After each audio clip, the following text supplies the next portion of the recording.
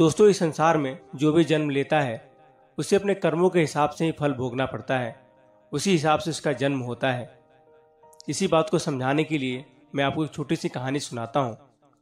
एक बार किसी गांव में एक सेठ जी रहते थे जो बड़े ही दयालु थे। धर्म कर्म का काम में हमेशा मन लगाते थे। जो भी उनके द्वार पर आता था उसको कभी खाली हाथ नहीं भेजते थे। जैसा भी संभव हो सकता था उसकी मदद करते थे। वो साहूकार का भी काम करते थे। लोग उनसे कर्जा मांगते थे तो उनको वो कर्जा भी देते थे। ये पूछते थे कि भाई ये कर्जा तुम कब चुका दोगे? क्या तुम इस जन्म में चुका दोगे या अगले जन्म में चुकाओगे? ये जरूर बता देना। जो भले लोग होते थे, जो ईमानदार लोग होते थे, वो कहते थे कि सेठ जी, आपने हमें मुसीबत में सहायता की है, हम तो कर्जा इसी जन्म में चुका देंगे, वो भी पूरे ब्याज के साथ। पर जो लोग बेईमान होते थे वो कहते थे, सेठ जी हम पहले ही बता देते हैं ये कर्जा इस जन्म में नहीं चुका पाएंगे, अगले जन्म में चुकाएंगे। सेठ जी उनको अपने मुनीब के पास भेज देते थे और वो बही खाते में लिख लेते थे। जो भी बोलता था कि मैं ये कर्जा इस जन्म में चुकाऊंगा उसका वो नाम लिख देते थे, और जो बोलता था मैं अगले जन्म में चुकाऊंगा उसका भी नाम लिख लेते थे। ऐसे ही ये बात एक चोर को पता चली। चोर को यह सुनकर बड़ा आश्चर्य हुआ। वो बोला, ऐसा भला इंसान कौन है? वो पागल ही है। पास जाऊंगा और कर्जा लूंगा। उस चोर का कर्जा लेने का इरादा तो नहीं था, उसको उस सेठ का तिजोरी देखने का इरादा था, जिससे वो देख पाए कि उस तिजोरी में कितना पैसा है और एक रात वो गायब कर पाए। सो वह भी उस सेठ के यहाँ पहुँच गया। सेठ जी से बोला कि मुझे कर्जा की ज़रूरत है। सेठ ने उसे मुनीब के पास भेज दिया। मुनीब ने पूछा, भाई बताओ, कर्जा इसी जन्म में पूरा करोगे कि अगले जन्म में दोगे? उसने बोला कि मैं ये जन्म में पूरा नहीं कर पाऊंगा, मैं अगले जन्म में पूरा करूंगा।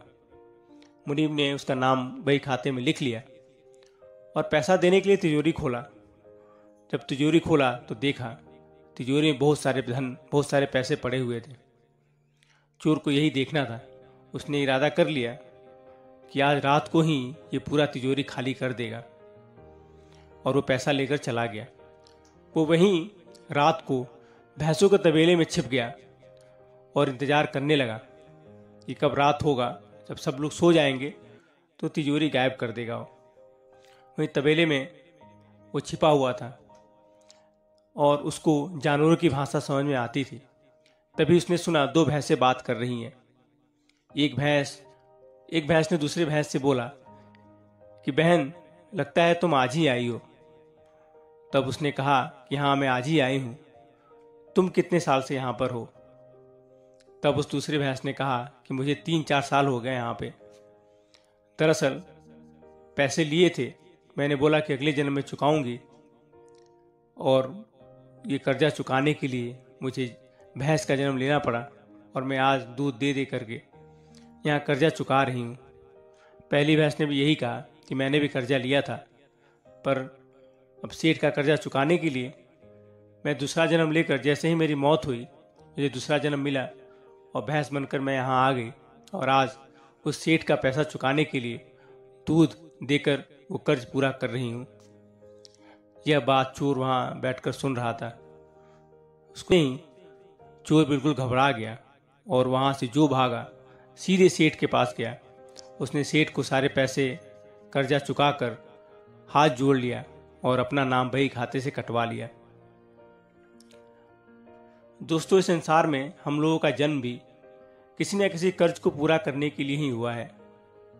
कोई माँ के रूप में पैदा हुआ है, कोई बाप के रूप में पैदा हुआ है, कोई बेटा कोई बेटी के रूप में पैदा हुआ है।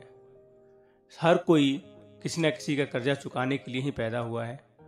बिना कर्ज चुकाए हमारा जीवन कभी, ये जीवन का जो चक्र है वो कभी खत्म नहीं होगा।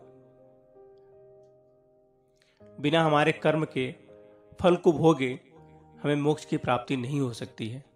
इसलिए दोस्तों, अगर किसी का कर्ज लिया है और अगर हम कर्म कर रहे हैं तो सोच समझ कर करें, ताकि उसका फल भोगने के लिए हमें बार बार इस संसार में ना आना पड़े। आशा करता हूँ कहानी पसंद आई होगी और आपने कुछ ना कुछ सीखा होगा। अगर सीखा है, आपने इस कहानी से कुछ सीखा है तो वीडियो को लाइक कीजिएगा, चैनल को सब्सक्राइब कीजिएगा। मिलता हूँ अगली वीडियो में, तब तक के लिए राधे राधे।